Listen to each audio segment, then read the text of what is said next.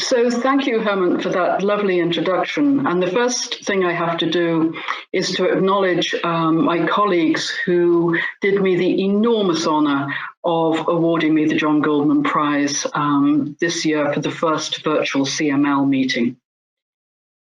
This has been a very strange time for many of us. We've had the COVID pandemic, and we've had the already overdue increased interest in equality and diversity, which is affecting everybody across the world.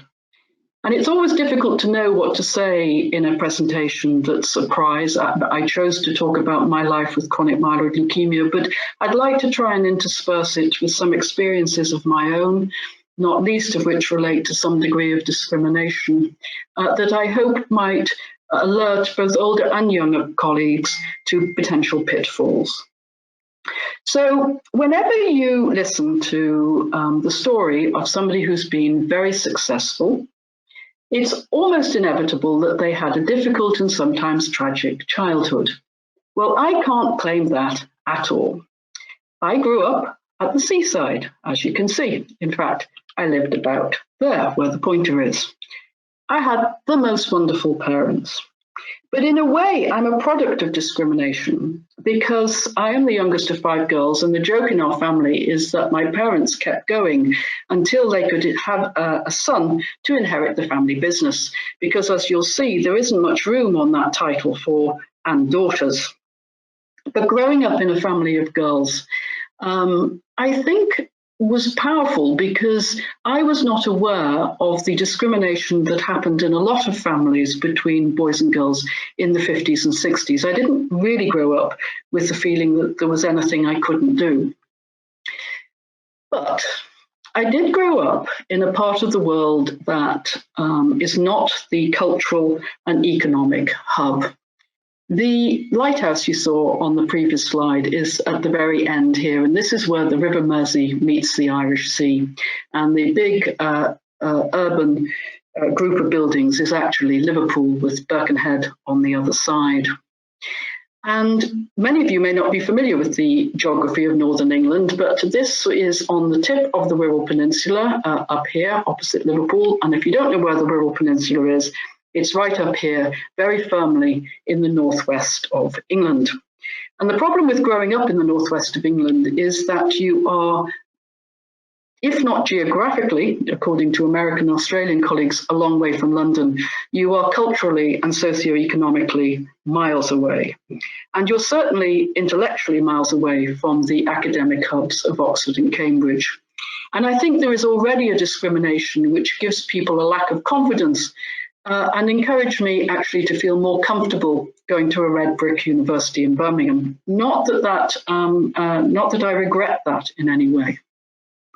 Thereafter, you could say that CML and I were ever destined to be. I applied to go to Birmingham the year that Janet Rowley described the reciprocal translocation.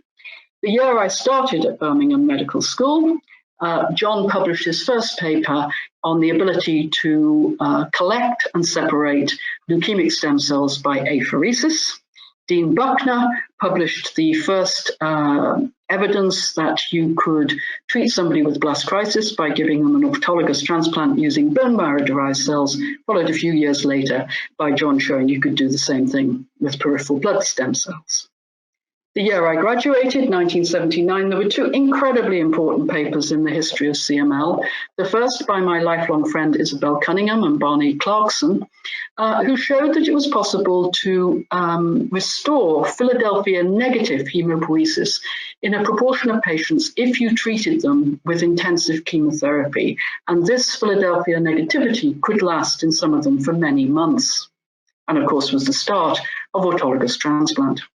The same year, Alex Pfeffer and the group from Seattle published the cure of CML using syngeneic transplant.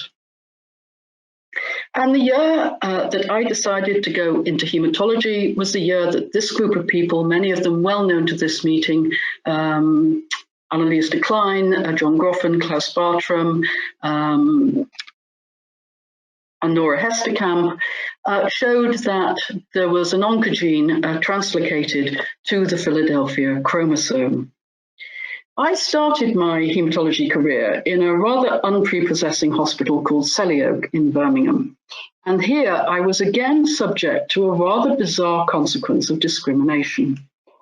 The following year, I got married. That wasn't discrimination, by the way. I got married, that's me on my honeymoon. And I rotated to the main teaching hospital. And there was a haematologist at that teaching hospital who, prior to my arrival, had decided that there was no place for women in medicine and certainly no place for them in haematology. He had 2 female trainees and he vowed that he would not give them any educational experience, but that he would give it to the first trainee that crossed the threshold in the next rotation. And unfortunately for him, that was me. So I went down to this one-day meeting of the BSH in London. I didn't know anybody, he ignored me, and feeling rather timid, I sat for coffee and met this gentleman who looked rather younger then, Robert Marcus, better known for his efforts in lymphoma. And he asked me in his very straightforward way where I came from, and I said Birmingham, and he said, well, if you want to get on in this world, you better move to London, and pointed to John Goldman, who was sitting across the room, and said, he's got a job, write to him. And that is indeed what I did, and John invited me for interview on a Sunday. Very strange. But those of you who know his work ethic wouldn't think that was strange at all. It was on Sunday, December the 18th. I travelled down to London the previous day to try and do some Christmas shopping. And unfortunately, my husband and I got caught up in the Harrods bomb blast. Fortunately, we were not hurt at all, but I have to say the interview was a breeze because I'd used up all my adrenaline the day before. So Robert Marcus got me to the Hammersmith, and that started my 29-year collaboration with John Goldman. And very early on, I met 2 women who were going to be very important in my life, Junior Mello, who was then a CLL person with Danny Kotowski, and Letizia Ferroni, who was doing her PhD in immunoglobulin gene rearrangements with Lucio Rosato. I, of course, went down as a transplant coordinator. And my world was transplant and John's world was transplant at that time. But others were continuing their work on the molecular characterization of CML, and the same group as previously showed the localization of the ABL oncogene and identified the breakpoint cluster region. Then a very young Bob Gale, together with Ellie Kanani, identified the fused transcript. And David Baltimore's group, with an equally young George Daly, showed the protein product of that fusion oncogene. But my life was in transplant at that time, and our major problem was graft-versus-host disease.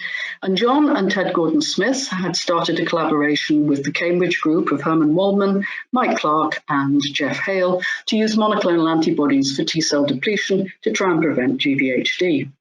And we all know where that story went, that T-cell depleted patients were more likely to relapse after transplant, showing the incredible alloimmune effect of allogeneic stem cell transplant.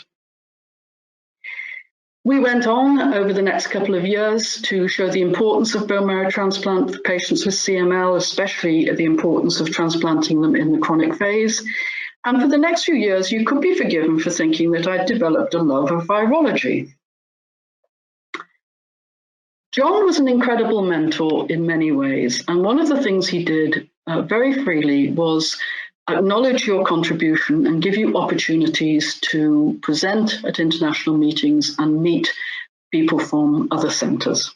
And I was offered the opportunity to take the first unrelated donor product from the Anthony Nolan to Seattle, where I was entertained for the next few days by Dean Buckner.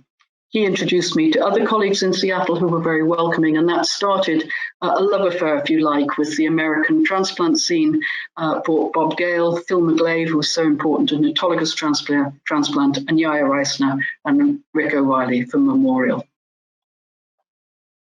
So this combination of transplant and virology led pretty naturally in the mid-80s to thinking that I was going to be God's gift to gene therapy. And I went off to do my postdoc at Children's in Boston, and I'm forever indebted to my supervisor there, Dave Williams. I was introduced very early in Boston to George Daly, and one would have to say if you're going to know 2 guys who are likely to be influential in the future, you could hardly do better. I came back to Cambridge in the United Kingdom to help Bob Marcus start a transplant unit there. And George, of course, celebrated the following year with a young Rick Van Etten, showing that you could induce CML in mice with the BCR-ABL fusion gene. But going back to the Hammersmith in 1993, my world was still in transplant, and I was very closely involved with the work of the EBMT, and that showed me the huge importance of networking and collaboration. And the guys that are shown here were hugely important to me in helping me, in being free with their time and their energy and their generosity. And it's always struck me as odd that it's so much easier to collaborate over national boundaries than it is with somebody in your own town, presumably because you don't have the local competition for funding. But that was also the year that my parents died close together, and that reinforced for me the importance of family. And my husband and I started our family, and that brought the pressure of trying to develop a professional academic career whilst looking after a young family. And this picture is absolutely typical of what I looked like when I wasn't either running around on the ward at work or giving a presentation. It's hard to overemphasize how difficult this is for many women and also for men who have caring responsibilities to combine keeping up your external visibility with your academic career. And it's not discrimination, but I think it's something we have to acknowledge, that an awful lot of collaboration comes from social interactions. And there were some unbelievable people, and I'm not going to name them because they're all very familiar to the people in this meeting, who came through the Hammersmith at that time and worked with John or with Junior. And although I knew them and liked them very much professionally, I was always running. I was always late for work. I was always late to get home. For meetings, I was the last to arrive and the first to go, just because you're desperately trying to get back to your family duties. But my life pressed on. Charlie Craddock and I identified that cyclophosphamide would induce circulating stem cells in the peripheral blood. We were very interested in autologous transplant at that time, and that brought an interaction, of course, with Connie Eves' group. But I'm glad to say that the years of trying to graft people with the product of LTCIC cultures is long gone. I was fortunate enough to work with Alois Gratbol and Ronald Brandt to produce the EBMT or Gratful score, and with Hans Kolb, who was able to identify that giving donor lymphocytes restored remission in patients who'd relapsed after T-cell depleted transplants. But if you have a treatment with a consequence and you have a treatment for the consequence, you need to be able to identify the consequence. And John had been always ready to adopt new technology, and Tim Hughes, when he was with us, used the polymerase chain reaction to identify residual leukemia. But it was Nick Cross with his work on competitive PCR that allowed us to quantitate the amounts of residual leukemia and allowed Francesco Dazzi to identify that you needed to treat patients relapsing after transplant when they had molecular or early relapse. I continued to plug away at transplant for CML with the EBMT and locally at home, and none of this would have been possible without our fantastic biostatistician, Richard Shidlow. This is one for Didi because during that time, Eliane, Alois and I started the EBMT training courses, and I retired from this after 20 years. Alois had been replaced by Henri Carreras and Thomas Massi, who also became lifelong friends. But while I was plugging away at transplant, fortunately, the pharmacologists and the biochemists were plugging away at trying to find a tyrosine kinase inhibitor, culminating, of course, in Brian's paper in Nature Medicine in '96 with the effect of STI 571. Now, how did those two worlds come together? Well, you'll remember that John was incredible at bringing people together, and he and Bob Gale had started the meetings in the United States, in Cape Cod, Martha's Vineyard, and they were continued in Europe by Angelo Corella, who had the fabulous Portofino meetings, which were a social and intellectual joy, and also by Josie Riper, who did the same in Bordeaux, although the picture actually is one of Biarritz in 1999.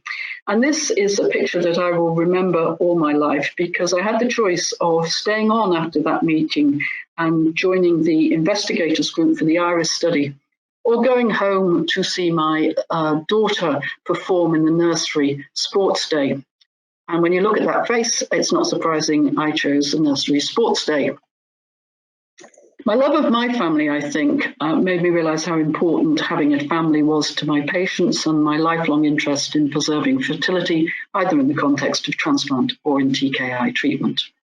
This is a timeline for transplant for CML, from the first syngeneic transplant right through to reduced intensity and haploidentical transplant. And you'll see, though, that the introduction of imatinib in 1998 caused a precipitous decline of transplants for CML in Europe. And although I'm a die-hard transplanter, I love the intellectual challenge of transplant, and I love acute medicine. Nobody is more grateful than I am that TKIs have replaced transplants. Many of us have boards like this in our wards, in our hospitals, with patients sending photographs of themselves returning to their normal life. But what I can't help remembering is the patients who aren't in those photographs. And I've seen too many situations, such as deathbed weddings, induced labor, so that there can be a picture of the child with their father, and the devastating consequences of using a child prematurely on the rest of the family. So if transplant declines for TKI, I'm all for it. I became firmly convinced of the effect of TKI when I became involved with this young man whose life had been blighted by this horrible disease shown on the left, associated with the PTGFRB abnormality, who responded very dramatically and quickly to imatinib, and Nick Cross later went on to characterize the actual molecular defect. So at the Hammersmith, we participated in all the clinical trials. John actually retired in 2003, just as these were all getting underway.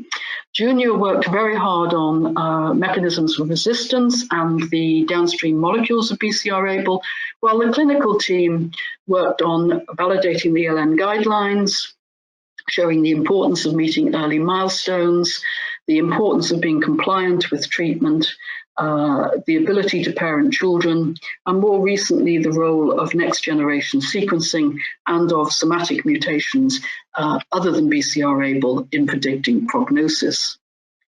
We're grateful to Francois Mahon, of course, and Tim Hughes for showing that a proportion of patients can actually discontinue their TKI seemingly indefinitely, and to the Scandinavian group for showing the return to normal life expectancy for the majority of patients using a TKI. It brought us to what I call the CML TKI cycle. We started with imatinib, got very excited about second and third generation drugs, even more so when we realized that some patients may be able to stop treatment, brought them up front, realized the consequences with the side effects, and returned to our love affair with imatinib. Our own group in the UK originally started by John, but then ably led by Richard Clark, then Mary Copeland, and now Dragana Milokovic, also showed the ability to discontinue treatment, perhaps a little enhanced by reducing the dose for a while beforehand. Remains to be proven. The thing that CML has brought over these years is the unbelievable collaboration between our colleagues. The EICML was a group I had a little bit of difficulty breaking into, because that was originally the chemotherapy group and I was perceived as a transplanter, but I'm now integrated with a wonderful group of people.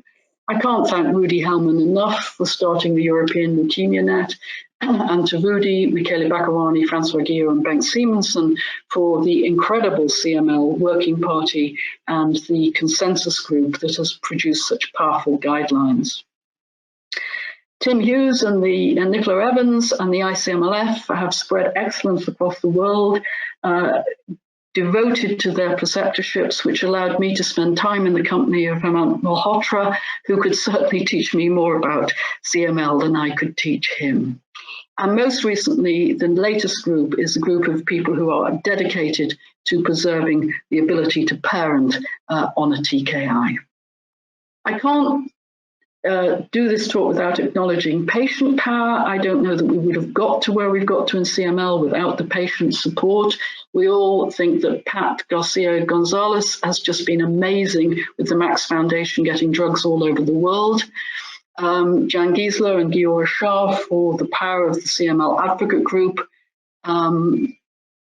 Patient groups that have fundraisers raised for us, such as Sandy Scott's Fireflies Tour, that raises money in California and in Europe by these cyclists going up the Alps each summer.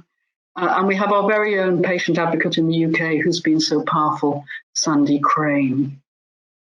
I'm going to change tack for the last couple of minutes because I think as a senior woman in medicine and in haematology, not particularly in CML, I would like to be able to change opportunities for women. I became involved in an exercise for Imperial College a few years ago, which shows the famous scissor diagram. And what you see here is that although women in blue are very well represented early on at undergraduate, PhD and postdoc level, they very rarely achieve the senior positions, the tenured faculty positions, which are almost predominantly taken by men. What can you do about this? Why is the path to success to a clinical academic career seemingly so much harder for anybody with domestic responsibilities and perhaps in some countries, anybody who isn't Caucasian? So I did a survey of 100 senior people in haematology and transplantation who had really got to the top of their professions. And this table shows you the differences between men and women. In red are the things that weren't very different, like the demographics or the career development. But in blue are the things that were so different. So women were less likely to be married, tended to have smaller families, had more domestic responsibilities, children or caring for older family members, and commented on the lack of role models, lack of mentors, and the discrimination they had experienced. And I'm only going to show you one slide from this survey. And you may think I'm obsessed with family, but I know that there are a lot of people who choose not to have a family, who can't have a family, but this is just an example, I think, of domestic responsibilities. So I asked if your child was ill at school, who got called? And for women, it was predominantly for them, but for the men, less than 5% were the first port of call for a sick child. What I discovered from this survey was that if you were a woman living in any of these countries that have these as their national airlines, the best thing you can do is to get on one of those planes and get out of there. But there was a limitation in surveying women at the top, because how did they get to the top? I mean, they were all of the same sort of age as me. They'd had fairly long careers. And my fear was actually some of them had got to the top by behaving like one of the guys. So then I went on to ask British haematologists who had chosen a career in haematology about why they didn't go on to clinical academia, because that's our big gap and that's what we need to change the outcome for other diseases. And again, I chose a comment about children. And if you look at people who elected not to have children, it's much more common for women to choose to not to have children because they think it will impact on their career. When I joined the Hammersmith a long time ago, one of the first international meetings I went to was the ISCH in Jerusalem, and John had to go early, and he asked my husband and I if we would escort his youngest son, Jasper. And he told me at that time that he tried to take each of his children at least once to an international meeting so that he could spend a little bit more time with them. And when I had my own children and was struggling with whether I should go to a meeting or not, he said to me, just take them with you. And now I look back at our holiday photographs and I can see that, of course, I didn't take my kids to every meeting, but every year we tried to combine an opportunity to go to an amazing place through a medical meeting with giving them a holiday. And I'm just going to point out a couple of highlights for people who might be listening.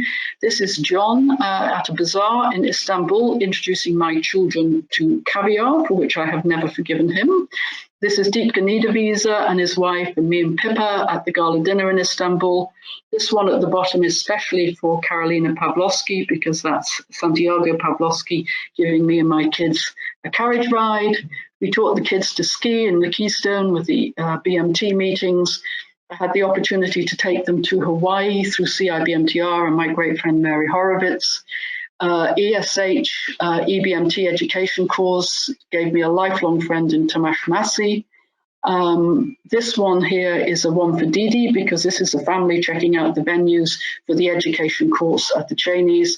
And the final one is that the pride of the mother in actually getting the kids through to graduation and them still wanting to give you a hug. I want to thank people back home. This is my incredible CML team, without whom I could achieve nothing. This is my incredible faculty, who have at their hearts the highest quality research and the desire to give the best quality care for patients, and are the epitome of teamwork. I want to finish by thanking all of you who've made my life in CML such a joy. The wonderful meetings, the great characters, the collaboration. I want to thank my family and friends, and I also want to apologize to them, because I think on some occasions I made the wrong choices and I wasn't always there for them when I should have been, and that's a lesson to everybody. But most of all, I have to thank my two kids, James and Pippa, and my husband, Robert, especially Robert, who has been my support and my rock throughout my career. And thank you all for listening. Thank you.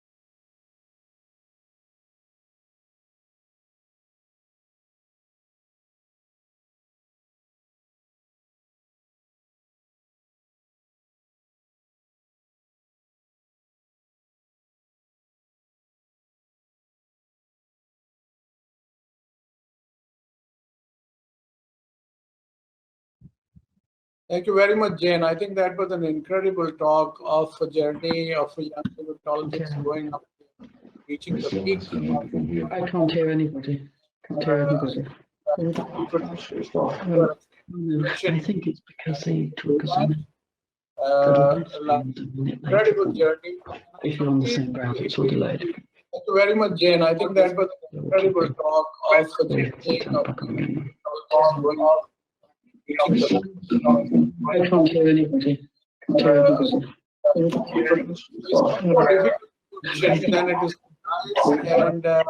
And you realize that you are the first lady recipient of very much, Jane. I think that was incredible talk.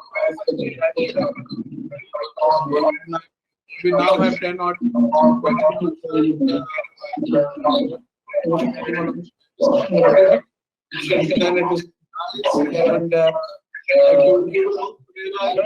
Hemant, you need to mute one of your sites because we're hearing it twice.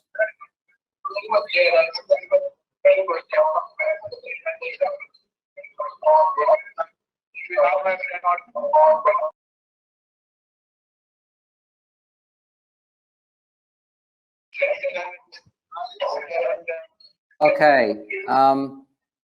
Can you hear me now, Jane? You can hear me, Jane? Okay, I'm unmuted. Jane, can you hear me? I can't hear you, Jane. Organizer. Can you hear me now? I can hear you. Can you hear me? Yeah. Okay, fantastic. Yeah, I kept getting a sign saying I'd been muted by the organizer. Yeah, I think we're okay now. Okay. Yeah, oh, I'm here. Can I ask you a quick question? We've got a little bit of time. Go on then. I think treatment-free remission has been a very exciting development, and we're all pushing towards it. Do you think that's the way we're going to get cure in CML, or is that maybe we should be looking at 90 degrees in a different direction for a different strategy to get get our patients cured. I'm interested in how you feel about that. Is TFR our pathway to curing the majority of patients with CML, or are we missing something? We should be thinking like hepatitis C, where something very effective for 3 months might actually take this disease away. How do you think about that?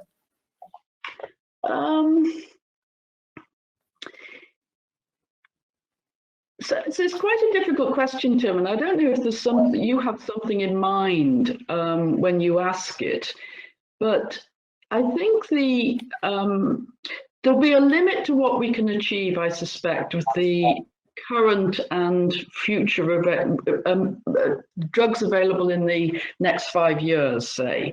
I mean, I think we've probably achieved 90% of what we're going to achieve with the current strategy. So if we want to get more people to be able to be off drugs long term, then the obvious thing that comes to mind is some sort of immunotherapy, however you want to deliver that. And then I think the question for many patients will be the balance between the safety of something else versus the inconvenience of continuing to take a drug. Because the Destiny study probably showed that people who are destined to be able to stop, or destined, or at least have identified themselves as being relatively easily controlled, can be controlled on a very small dose of the drug, so it probably won't interfere too much with their lifestyle. Right. So I guess, I mean, I can't see patients willingly people who are doing well, willingly adding something that is quite toxic to their current drug regimen. So we've got to come up with something that's relatively non-toxic. And did you have something in mind when you asked the question? No, that's why I asked it. Yeah, okay. But I mean, I guess we can bash away at trying to get more people into a deep molecular remission, but we've probably done most of it by now. Indeed. But if you have to do, if I can ask you a question, yeah. Jane. If you have to just to bid on something, in which pathways you believe that we will be able to achieve, let's say, the cure of CML? Well, but I think you're sort of asking the same question. So even after transplant, we knew that some patients harbored residual leukemic stem cells. We've had several relapses now, 25 years post-transplant. Something's sitting there, even in the allogeneic situation. So, okay, so we'd like to turn off the leukemic stem cell. That's a challenge in CML, isn't it? Because, you know, we listen to those great talks. John Dick's talk was fantastic. But AML is a different animal. You know, you have a lot of these nasty cells around all the time. Once you've got somebody into a decent remission in CML, it's very hard to find these cells. So it's very hard to identify which pathway you would target. So, I mean, I wish I had the answer. Which is your favorite pathway? But I do not have a favorite pathway. I think that probably monoclonal antibodies trying to find some differences may be useful, maybe additional drugs, we do not know. But we are, I would say, the idea of the stem cells, leukemic stem cells. So we have the leukemic stem cells which are, I would say, disappearing with time. We know from data both at the RNA expression as well as DNA expression. It's shown by David Rose and others. So I think that this is, and there are leukemic stem cells, or persistent leukemic stem cells, which are able to re-expand, we know, in 50% of the cases. So I think that we need more information just to have what you believe is important. So a cure without additional toxicity for patients who can really, most of the cases, do quite well continuing TKI therapy for the rest of your life. For the moment, we are just at the beginning of this new era of CML therapy, which is we hope that sooner or later will lead to the real cure of the disease. Of course. Yeah, I guess, Beppe, in trying to answer your question, though, I wasn't thinking of the let's put big numbers on it. There's 25% of patients who, of the total, who represent the group that stopped and then had to restart. I'm thinking about the other 50%, the 50% that never got to the point of stopping. Yes, but probably they are the same, I would say, are the same, I would say the other side of the same coin. I would say there is we can consider the fact that you are relapsing after discontinuation is a sort of extreme resistance to the therapy that we are applying. Okay, because we are living probably with some residual progenitors which are, as we know, dying little by little with time. It takes some time, but they will die sooner or later. But there are still some residual progenitors which are more resistant. It depends on the number. I've been really impressed by the data presented, I think, yesterday or the day before yesterday by Susan Bramford concerning NGS.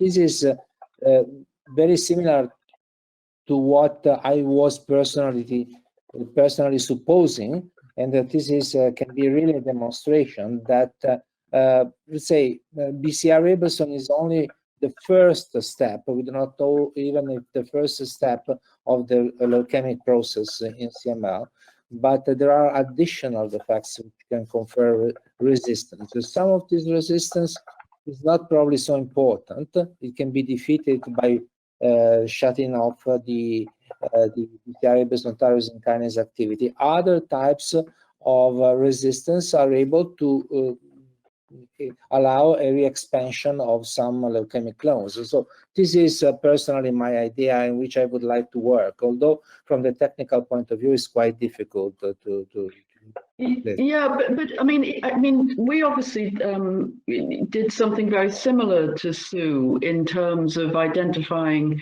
mutations in other genes, and it was very clear to us that that was associated with a poorer response to imatinib, not so obvious with the second generation, and it would be nice to see whether that was confirmed by anybody else. But it's a bit like the SoCal scores. First of all, it's not absolute. So there were people with mutations who did really well, and there were people with mutations who didn't do so well.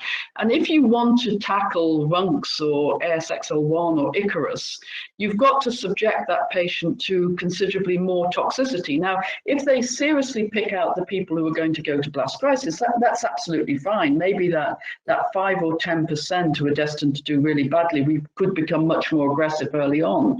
Whether they would ever become the person who could stop in the end is a different question, isn't it? Yes, probably yes. We are just exploring all these possibilities without having so many data, just observation at the moment. But the observation, the clinical observation that we are doing, as also John told us many years ago, it's extremely important just to drive the research, our research on CML on specific pathways, to look at specific points which can be very important.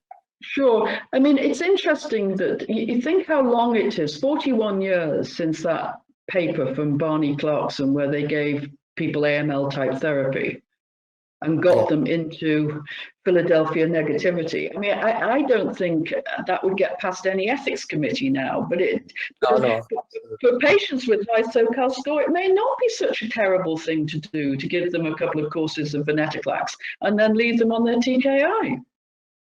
Yeah, why not? We have to try, but it's very difficult, as you say, because to get to have the permission to do these experiments, so these clinical trials. Hema, are you able to talk, or are you still got technical problems? No, okay. yours. I think we need to. I think we need to wrap up, and I just want. I think Hema can do it because he's got some problems. But Jane, that was a fantastic presentation, truly fantastic, and John would have been blown away by it. So thank you very much, and we'll at this stage I think we'll move on. And thank you, Hema, for a wonderful introduction as well. Thank you, Hemant. It was fantastic. Thank you. Thanks, guys. Thank you.